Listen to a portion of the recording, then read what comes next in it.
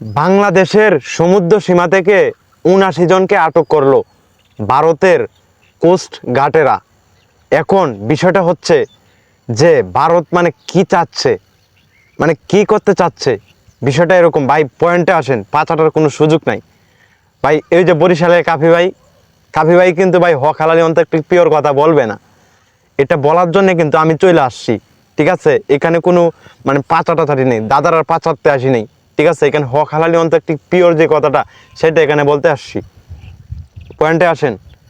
পয়েন্টটা হচ্ছে আমাদের বাংলাদেশের কোস্ট গার্ড যারা, তারা কি করছে, তারা কি মানে তারা কি করতেছে আসলে আমরা তো কিছুই বুঝতে পারতেছি না। এখন কি ভাই, এখন মানে তাদেরকে কি গালি দিতে হবে? আমাদের গালি দেওয়ার কোনো দরকার নাই, কারণ এখানে পাচারতে আসেনি। আমাদের বাংলাদেশের যারা কোস্ট গার্ড তারা যেই করতেছে, তারা কি অন্যায় করবে নাকি? তারা তো হচ্ছে বাঙালি, তারা কি এইভাবে কি অত্যাচার করবে? কখনোই করবে না। আমি হচ্ছে বলতে চাচ্ছি ভারতের দাদাবাবু মানে যারা এই এই যে আমি 4 ঘন্টা আগে নিউজে শুনলাম, যেটা মানে কয়েক ঘন্টা আগে বিষয়টা যেটা শুনলাম হচ্ছে বাংলাদেশের যে সমুদ্র থেকে ওইখান থেকে হচ্ছে ৭৯ জনকে আটক করলো। এখন বিষয়টা হচ্ছে ভারত চাচ্ছে আমাদের উপরে পইরাই ঝগড়া করবে, এরকম একটা অবস্থা আর কি। মানে ভারত কি চাইতেছে আমাদের কাছে, এটা হচ্ছে বলতে চাই।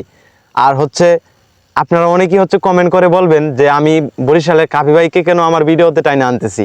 বিষয়টা এরকম না ভাই, কাফি ভাইকে আমরা চিনছি কিভাবে, আমি প্রত্যেকটা ভিডিওতেই বলি যে কাফি ভাইকে আমি চিনছি কিভাবে। কাফি ভাইকে কি আমরা হচ্ছে ভিডিওর মাধ্যমে চিনছি না? অবশ্যই তো ভিডিওর মাধ্যমে চিনছি। তাহলে কাফি ভাই কেন হচ্ছে হক হালালি অন্তত পিওর কথা বলে না?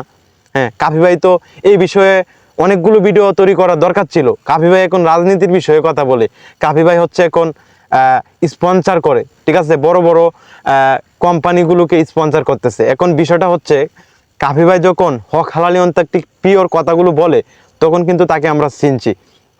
এখন বিষয়টা হচ্ছে এই যে একটা বিষয়, হ্যাঁ, যে ভারত একটা কাহিনী শুরু করছে। ঠিক আছে, যে আমাদের আপামনিকে নিয়ে একটা কাহিনী সাজাইতেছে বা করতেছে, এই বিষয়টা নিয়ে কাফি ভাই তো কিছু বলার দরকার ছিল, কিন্তু বলে নাই।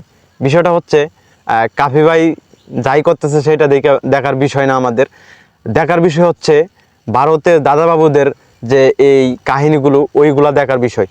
বিষয়টা হচ্ছে দেখেন, ভারতের যে কোস্ট গার্ড তারা হচ্ছে ৭৯ জনকে হচ্ছে আটক করছে।